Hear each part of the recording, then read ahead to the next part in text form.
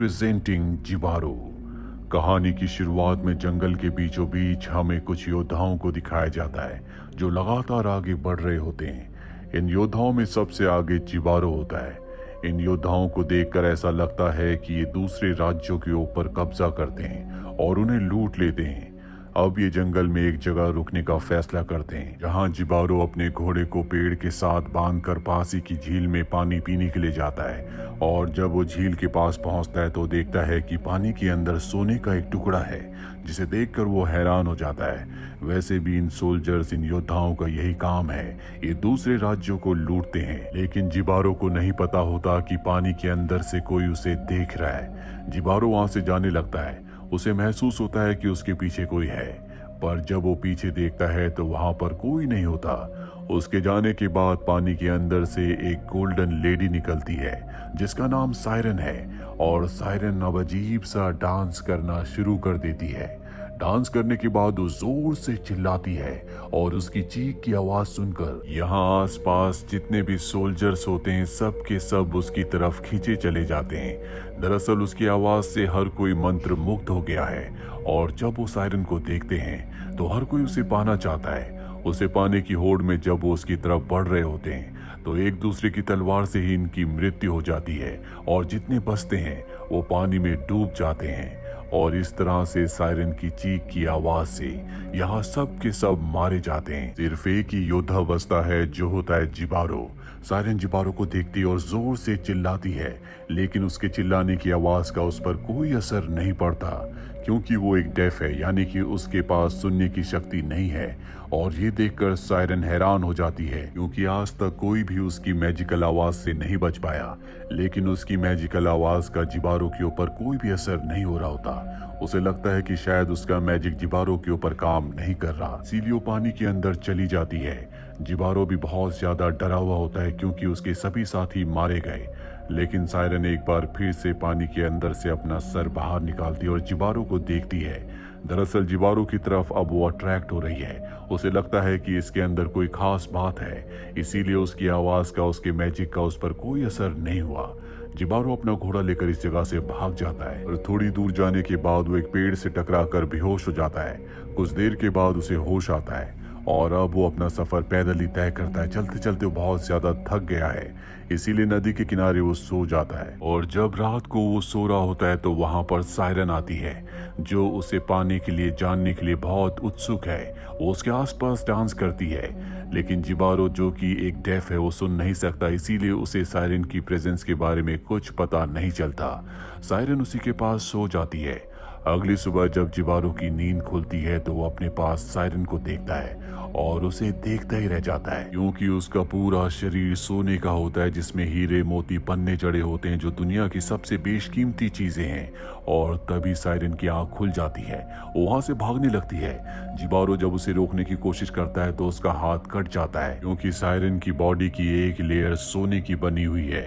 हालांकि जिबारो को समझ में आ जाता है कि ये दोनों अलग अलग दुनिया के हैं। साथ ही जब उसका हाथ कटता है तो खून भी निकलता है, जो इस बात का संकेत होता है कि इस रिश्ते में सिर्फ नुकसान और मौत है। लेकिन जिबारो की आंखों में सोने, हीरे, मोती, जवाहरातों का लालच आ जाता है और उसी लालच के चलते वो उसका पीछा करना शुरू कर देता है। सायरन भी लगातार नदी में बहते हुए डांस कर रही होती है और नदी के किनारे पर आकर सोल्जर अपनी तलवार को नीचे रख देता है। सायरन भी उसे देखती है।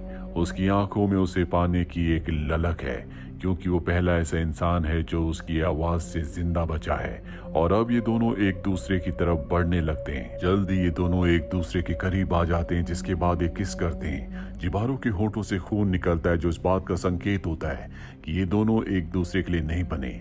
लेकिन जिबारो अपने सोने, हीरे, मोती, जवाहरातों की लालच को पूरा करना चाहता है, जबकि सायरन अपने लस्ट को पूरा करना चाहती है। ये दोनों एक दूसरे के करीब आए हैं क्योंकि इन दोनों के मन में अपने अपने लिए लालच है। ये दोनों एक दूसरे के बारे में बिल्कुल नहीं सोचते और अब जब एक दूसरे के करीब होते हैं तो जिबारो सायरन के ऊपर अपने सिर से हमला करके उसे बेहोश कर देता है। इसके बाद वो सायरन की बॉडी से उसकी सभी ज्वेलरी जो कि बेशकीमती है, साथ ही उसकी स्किन जो कि सोने की है, उसे भी निकाल देता है। और उसे निकालते हुए सायरन बहुत ज्यादा इंजर्ड हो जाती है, पर जिबारो को उसकी चोट से, उसके दर्द से कोई फर्क नहीं पड़ता। वो बस अपने लालच को पूरा करना चाहता है।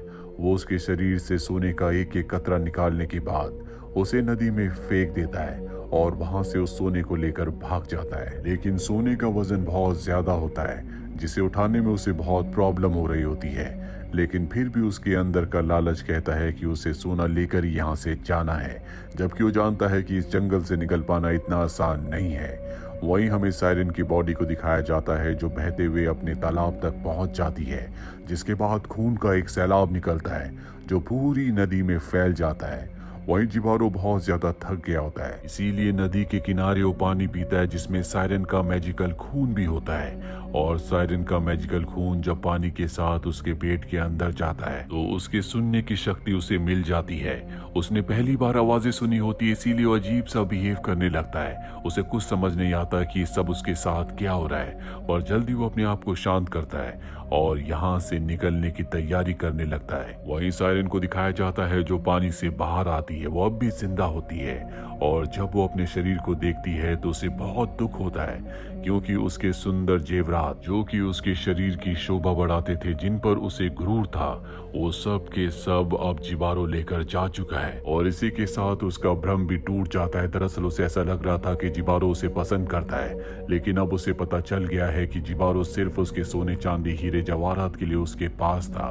और वहीं हमें जिबारो को दिखाया जाता है जो नदी के किनारे है। सायरन उसे देख लेती है और दर्द से चिल्लाने लगती है, और अब जिबारो सुन सकता है, इसीलिए वो उसकी आवाज की तरफ अट्रैक्ट होने लगता है। वो चाहकर भी अपने आप को नहीं रोक पाता, और जब सायरन देखती है तो वो जोर से चिल्लाती है, जिसके बाद जिबारो बड़ी तेजी से घूमता हुआ, डांस करता हुआ उसकी तरफ खींचा चला जाता है। और उसका भी वही हश्र होता है जो उसके सभी साथियों का हुआ था।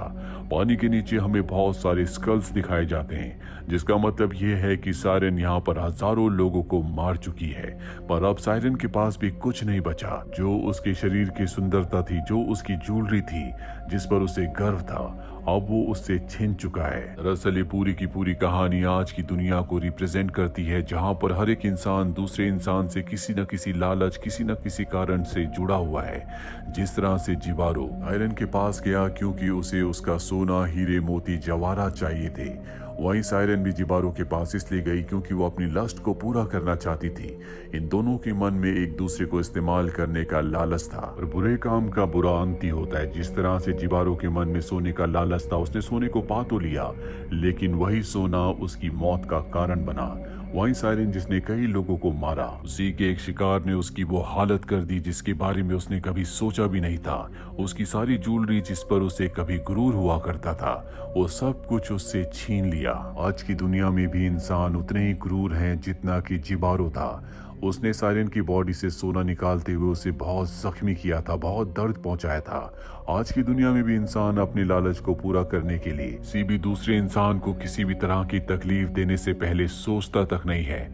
जिस तरह से सायरन ने अपने लक्ष्य को पूरा करने के लिए बहुत बड़ा रिस्क लिया, ये जानने के बाद भी कि वो एक सोल्जर है।